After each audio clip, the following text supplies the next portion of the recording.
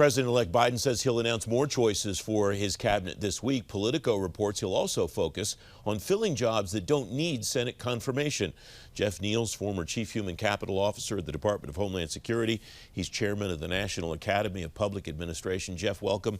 Thanks very much for coming on. So my understanding is there are about 1,000 Senate-confirmed jobs and about 3,000 jobs that the administration will appoint but don't require Senate confirmation.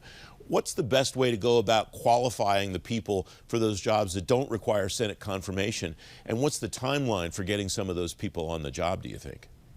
Hi, Francis. Well, you know, they don't have to worry too much about finding talent for a lot of these jobs.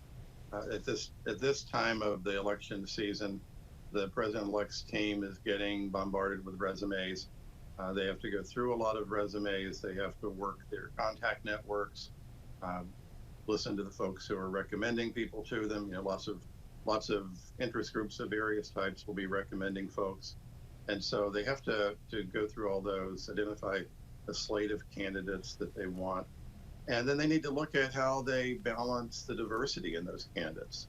So that makes it a little more challenging when you're trying to make certain that not only do you have really well qualified people, you also have a very diverse group of people. So you don't end up with an administration full of, old white guys.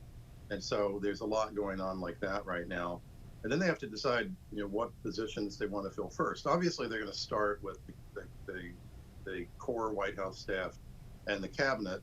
And then the question is always, do you work your way down from the cabinet level jobs down to the very lower level political jobs or not? And my recommendation has always been that an administration kind of start in the middle with all of those positions that are not Senate confirmed, because they can move much, much faster. They do have to just do their vetting, do their interviews, pick people, and then they can start them to work at noon on January 20th. And a lot of the work that gets done in federal agencies isn't done by the Secretary of Homeland Security, for example. It's done by somebody a couple of levels below that person who is not Senate confirmed and who can get to work right away. There is a baseball analogy here, Jeff, that when a team gets a new general manager, he likes to be able, or she likes to be able, to choose a manager, and then the manager likes to be able to choose the coaches.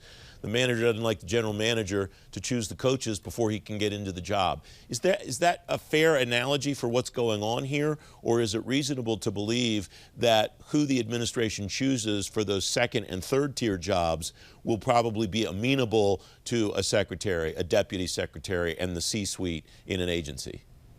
Yeah, it is a good analogy, Francis, because what happens is you get people in and they come in. Sometimes if they have no government experience, they come in thinking, oh, I'm going to get to pick all the people who work for me. And that's never the case. They really don't get to pick all the people. The White House picks a lot of the people, and the secretary influences who the people are. The secretary normally might get to pick his or her chief of staff, and they'll have some input into who is selected, but they don't get to make the final selection on all those positions. And the real question is, for the administration, is what's most important: keeping those people happy, or completely happy, or being successful.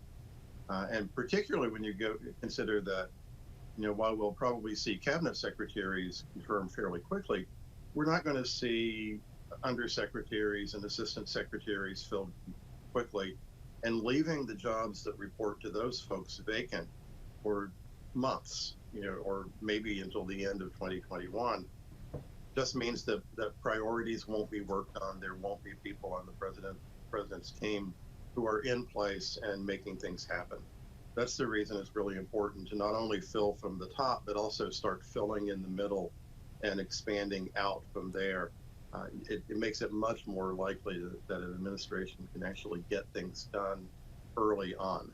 They could easily have hundreds and several hundred people on board on day one if they focus on the jobs that aren't Senate confirmed. That's why I recommend that all the time. A president like Biden has made no secret of his respect and admiration for the career civil service, and the leader of his transition effort, former Senator Ted Kaufman, even when he was in the Senate, highlighted a federal employee of the week every week. Do you expect to see a number of people take a path similar to your path, which was as a long-term civil servant transitioning to a political appointee job? Do you think there will be a fair amount of those in this administration, Jeff? Yeah, I don't know. I think it's a good idea when you have that happen, but to do that, you really have to get your name in front of people who are making the decisions right now. You know, in my case, I work with 3 different groups of people to get them to recommend me to presidential personnel, and that work. A lot of times people who are extremely capable just don't have a ready means of getting their resumes in front of the people who are making decisions right now. And so that's the challenge you run into. Sometimes it happens because you worked with somebody who is now involved in a transition, and that person says, wow, you should consider this person. But that's something that's really a hard thing to make happen. I hope it does happen for more people, because I think it's a very good thing for the government to have people in appointed positions who've served for years in career jobs. Jeff Neal, thanks very much as always. Thanks for having me.